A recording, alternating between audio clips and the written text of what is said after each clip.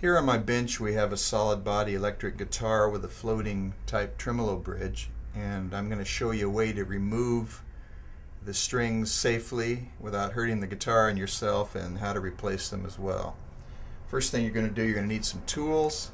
We have a string winder here. It's a common little plastic thing. It costs a few bucks, and that's going to allow us to loosen the strings safely before we cut them. And then we have some wire cutters here, and then an electric Phillips screwdriver to remove the back panel when necessary. Of course, if you don't have that one, you might use the regular old hand-held standby. First thing to do, you get up here and loosen the string tension. I like to keep my hand here in case something breaks so it doesn't fly up and hit you in the face. Give it a few turns here on each one, and once the bridge is floating, you'll feel the bridge drop down as you do that. But I like to keep your hand right here so they don't snap on you. Give each one a few turns like this. After that's done, you'll feel that the strings are kind of slack, and now you can safely cut them. I keep my hand up here so it doesn't spring up and hit me in the face.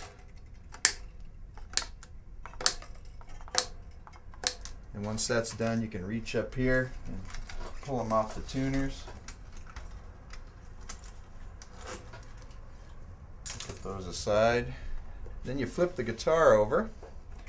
It's time to remove this back cover. That'll expose the bridge block, and you can remove the strings through there. It's a good idea to put the screws aside where you won't lose them.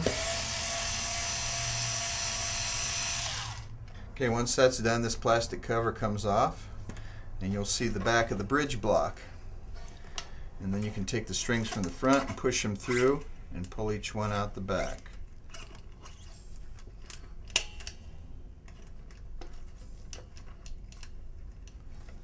Alright, and now we're ready to restring it with a fresh set of strings. Okay, now that we've got the strings removed and safely disposed of, because you don't want to step on one of those, you'll know about it. You flip the guitar over here and you start with either end. It isn't critical. We'll take the low E string and place it through the hole in the back of the block, and take your other hand and pull it out through the front so it's hanging loose. And then you just go through the rest of them just like that, all 6 of them. Pull them all the way through so that the ball end is down in the hole in the block.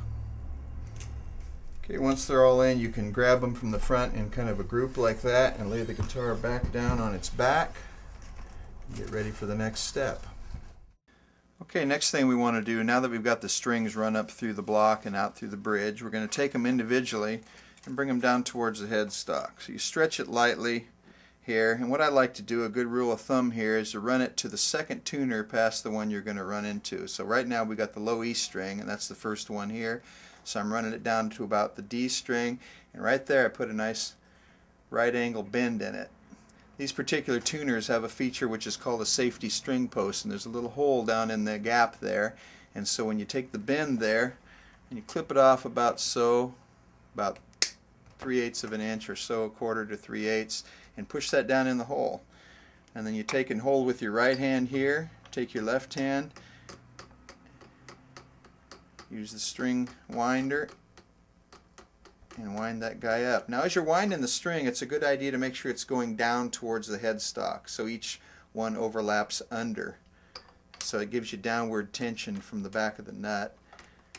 And then once you get it in there, you set it in the nut, just tune it up to a loose pitch there, and that one's done. So you can see here exactly the way that looks. So I've got 2 wraps on there right now, and I'll continue with the other strings doing the same thing.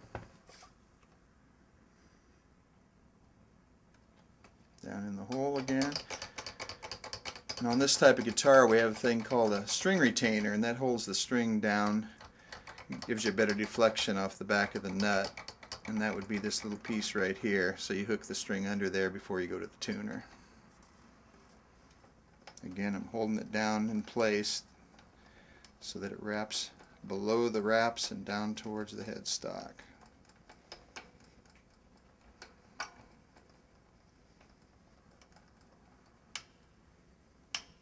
Hook it under the string retainer into the nut, and there we go. And if you look at it, you'll see they all are deflected down towards the tuner, and that gives you some downward tension across the back of the nut.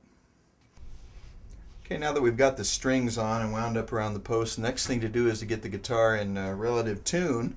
I've got an electronic tuner here on my bench, and I'm going to plug it in right now. I think it's a good idea, if you have an electric guitar, to use the treble pickup when you're tuning, because it picks up the harmonic content of the string better and it gives you a little more accurate reading. So I'll start it here on the high E string, bring that up slowly.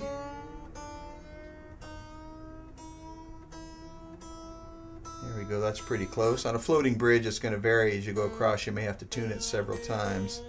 So first I'll get the thing up there. There's the B string. Okay, I've gone across all 6 strings, got them pretty close. Now I'll start over again because they're stretching out as we bring them up.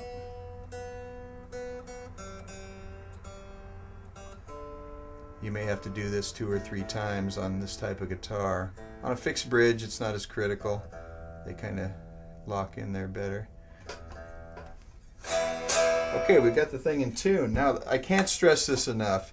Stretching the strings is so critical to keep your tuning intact.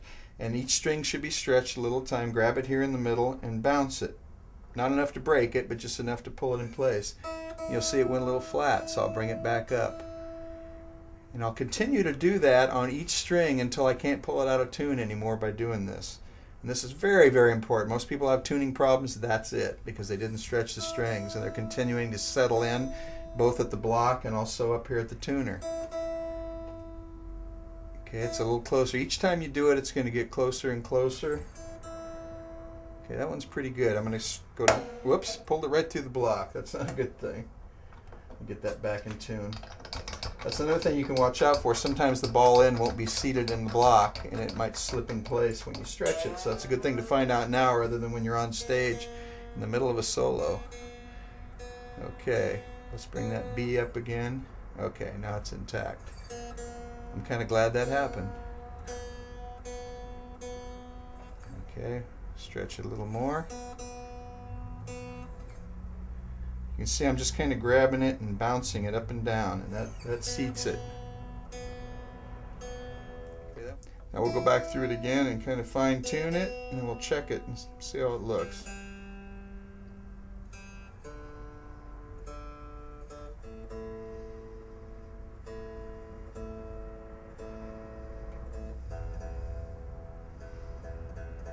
You might also notice I've got the guitar laying down, so there is a little bit of tension on the back of the neck, and that might affect it, so we'll put it in playing position for the final tune. That looks pretty good. Now we've got the guitar in tune.